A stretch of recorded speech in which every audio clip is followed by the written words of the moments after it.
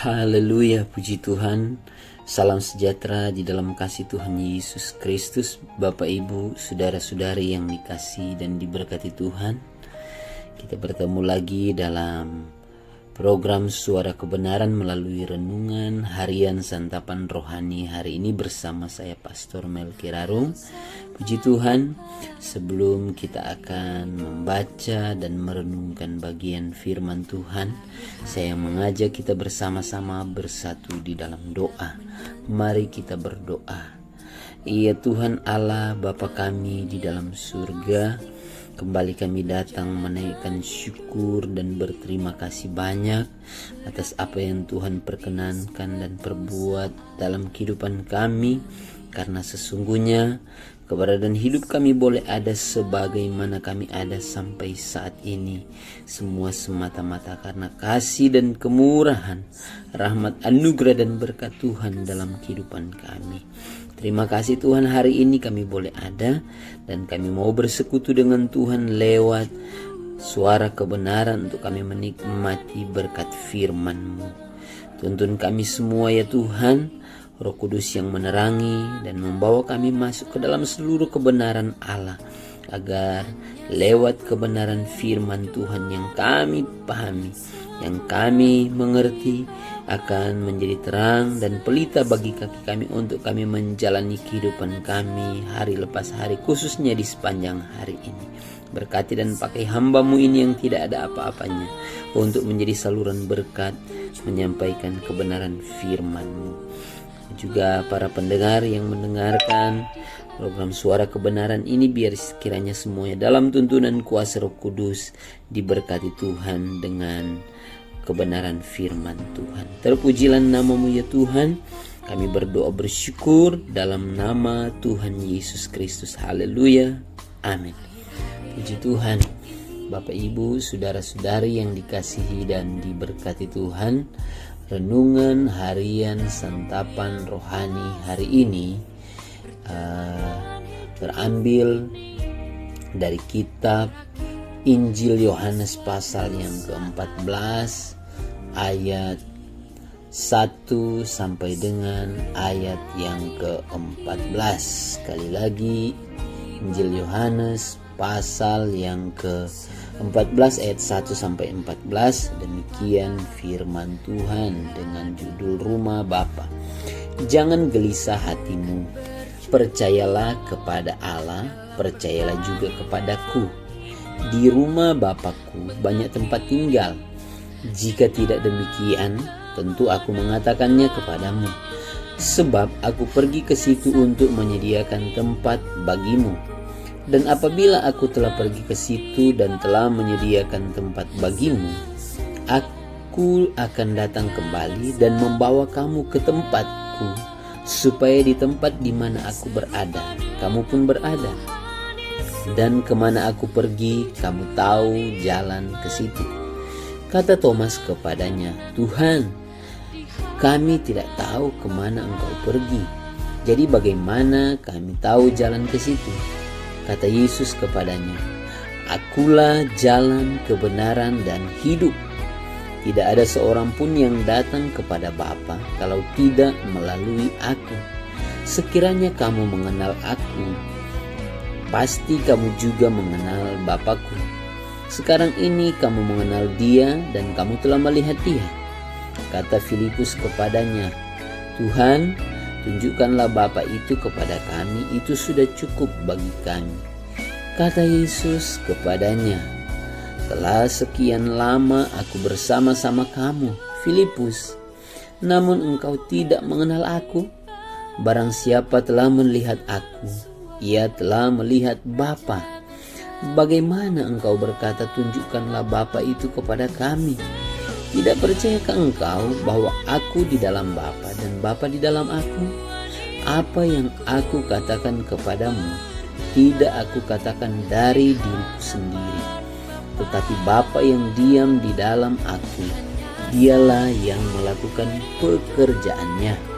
Percayalah kepadaku bahwa aku di dalam Bapa dan Bapa di dalam aku, atau setidak-tidaknya percayalah karena pekerjaan-pekerjaan itu sendiri. Aku berkata kepadamu, sesungguhnya barang siapa percaya kepadaku, ia akan melakukan juga pekerjaan-pekerjaan yang aku lakukan, bahkan pekerjaan-pekerjaan yang lebih besar daripada itu. Sebab aku pergi kepada Bapa, dan apa juga yang kamu minta dalam namaku, aku akan melakukannya supaya Bapa dipermuliakan di dalam aku. Jika kamu meminta sesuatu kepadaku dalam namaku, aku akan melakukannya. Puji Tuhan. Melalui ayat pembacaan firman Tuhan, judul atau tema renungan harian hari ini, kebenaran yang sejati.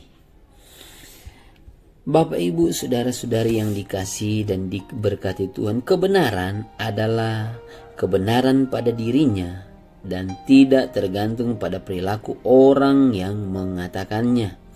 Kebenaran adalah benar pada dirinya, tidak membutuhkan dukungan dari siapapun supaya dia menjadi benar, karena dia sudah benar pada dirinya. Alkitab benar bukan karena ada orang yang mengatakannya benar. Ada banyak orang Kristen percaya dan mengatakan bahwa Alkitab itu benar, tapi bukan oleh karena pengakuan itu maka Alkitab menjadi benar. Alkitab itu benar karena memang benar adanya. Firman Allah itu benar karena memang pada dirinya benar. Demikian salah satu poin penting soal kebenaran yang kita coba telusuri hakikatnya supaya tidak salah mengartikan. Menghindari agar jangan sampai kita membangun kebenaran itu menurut kebenaran saya atau menurut interpretasi saya. Karena bisa saja ada seorang pendeta, seorang hamba Tuhan bisa berkhotbah benar, tetapi hidupnya belum tentu benar. Atau mungkin sebaliknya, pendeta itu hidupnya benar, tetapi ajarannya tidak benar, sehingga kehidupannya yang benar belum tentu sesuai dengan kebenaran yang sejati. Di sini terlihat jelas bahwa kebenaran adalah kebenaran pada dirinya, tidak bergantung pada siapa yang mengatakan atau mengkhotbahkannya. Kita dapat melihat lebih dekat tentang topik ini dari pembacaan atau dari sebuah pembicaraan antara Yesus dengan seorang perempuan Samaria di sebuah bukit. Demikian, nenek moyang kami menyembah di atas gunung ini, tetapi kamu katakan bahwa Yerusalemlah tempat orang menyembah. Kata Yesus kepadanya, percayalah kepadaku hai perempuan, saatnya akan tiba bahwa kamu akan menyembah Bapa, bukan di gunung ini dan bukan juga di Yerusalem. Kamu menyembah apa yang tidak kamu kenal, kami menyembah apa yang kami kenal. Sebab keselamatan datang dari bangsa Yahudi. Tetapi saatnya akan datang dan sudah tiba sekarang bahwa penyembah-penyembah benar akan menyembah Bapa dalam roh dan kebenaran. Sebab Bapa menghendaki penyembah-penyembah yang demikian. Allah itu roh, dan barang siapa menyembah Dia harus menyembahnya dalam roh dan kebenaran. Ini kita ketahui bersama dalam Injil Yohanes 4 dan mulai ayat yang ke-20. Seperti sudah diketahui bagi orang-orang Israel, Yerusalem adalah tempat yang memiliki arti yang sangat penting baik bagi suku itu sendiri, khususnya dalam peribadatan mereka. Sama halnya dengan orang Samaria. Dalam hal ini diwakili oleh perempuan Samaria yang menganggap penting gunung atau tempat dia sedang berbincang dengan Yesus. Sebab di gunung itu Samaria menyembah Allah. Menanggapi pernyataan tersebut, Yesus mengatakan sesuatu yang sama sekali berbeda dengan pandangan umum yang ada, baik versi dari bangsa Israel maupun dari orang Samaria. Yesus tidak setuju dengan dua versi tersebut, sehingga Yesus langsung mengoreksi pendapat perempuan Samaria itu. Kalau mau menyembah Bapa, tempatnya bukan di gunung ini, bahkan bukan pula di Yerusalem. dalam ketidaksetujuan Yesus ini terdapat pengetahuan besar yang perlu untuk kita tilik selidiki lebih dalam lagi. Siapa saja boleh berpendapat tentang apapun juga, termasuk tentang makna penting suatu daerah atau wilayah bagi bangsa dan sukunya. Boleh saja sekelompok rabi dan orang Yahudi lain berpendapat bahwa Yerusalem adalah tempat Tuhan. Dengan alasan itu mereka menggunakan tempat itu untuk menyembah Allah. Begitu juga dengan orang Samaria. Boleh saja berpendapat bahwa gunung tempat mereka menyembah itulah yang paling baik atau paling benar. Tetapi di sini Yesus memberikan pengertian yang amat penting yang lebih mendalam. Tidak dibatasi oleh tempat atau ruang, atau tidak dapat dibatasi dengan materi. Pengertian Yesus lebih mengacu pada sifat mendasar, makna sejatinya, bahwa bukan di gunung, bukan pula di Yerusalem tempat menyembah Allah, sebab Allah itu roh adanya. Dia tidak bisa dikurung atau dibatasi oleh suatu tempat, ruang maupun waktu. Karena Allah adalah roh, Dia bisa hadir di mana saja, tidak memerlukan hakikat atau keberadaan fisik untuk bisa menampungnya. Dia juga tidak butuh sebuah kota yang bernama Yerusalem atau bukit Gerizim sebagai tempat bersemayam. Dia tidak terikat oleh waktu. Dia melampaui semuanya, bahkan mengatasi semuanya. Bapak, Ibu, saudara-saudari yang dikasihi dan diberkati Tuhan, Allah yang roh adanya itu sang kebenaran sejati yang sesungguhnya. Ia tidak memerlukan pengakuan dari orang-orang tentang apakah dia benar, karena kebenaran itu memang sudah benar pada dirinya. Kebenaran bisa ada dan pergi kemana saja. Untuk mengenali kebenaran sejati, tidak ada jalan lain kecuali mengenal sang kebenaran Allah Bapa itu sendiri. Untuk mengenal Dia, orang hanya bisa mengenal di dalam roh dan kebenaran. Yesus pernah berkata, sesuai dengan apa yang menjadi ayat perenungan kita hari ini, "Akulah jalan, kebenaran, dan hidup. Tidak ada seorang pun yang datang kepada Bapa kalau tidak melalui Aku." Di sini dengan jelas Yesus berkata bahwa Dia itu adalah kebenaran, Sang Firman yang hidup itu. Dia bukan saja sang kebenaran itu sendiri, tetapi Dia juga yang membenarkan, membuat sesuatu yang tidak benar menjadi benar, membuat orang yang tidak benar menjadi benar. Sebab kebenaran yang benar ada pada dirinya. Kebenaran yang sejati itu ada di dalam diri Tuhan kita Yesus Kristus, sehingga manifestasi kebenaran itu sangat aktual dan bukan hanya sekedar teori. Anda ingin mengenal kebenaran sejati, dan kita sama-sama pun pasti rindu dan mau mengenal kebenaran sejati itu. Untuk mengenal kebenaran, kita perlu berani menaklukkan diri. Jangan sampai kita bergagah diri, berdiri di depan kebenaran lalu kita berusaha mencoba membedah kebenaran itu menurut selera untuk dapat memberikan poin dan pengertian mana yang penting atau tidak, mana yang benar atau tidak. Sebab barang siapa mau melakukan ini, dia akan gagal, tidak akan mendapatkan apa-apa. Mari kita pandang Yesus. Kita akan tahu bahwa Dialah kebenaran yang sejati. Barang siapa telah melihat Aku, ia telah melihat Bapa. Ini yang dinyatakan oleh Tuhan Yesus sendiri.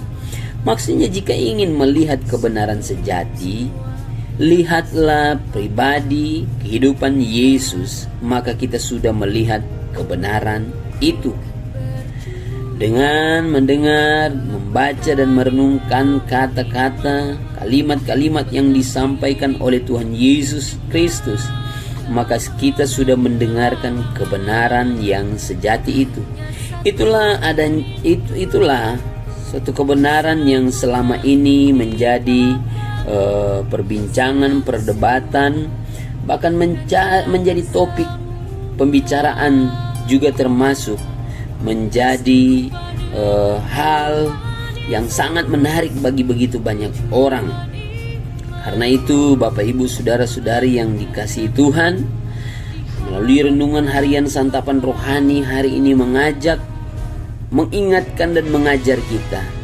Mari kita terus melihat dan memperhatikan apa yang diajarkan, yang disampaikan oleh Tuhan Yesus kepada murid-muridnya, termasuk kebenaran firman Tuhan melalui para rasul yang Tuhan perkenankan menjadi media sarana untuk menjadi penulis kebenaran firman Tuhan yang kita percayai sebagai firman Allah, yaitu dalam Alkitab.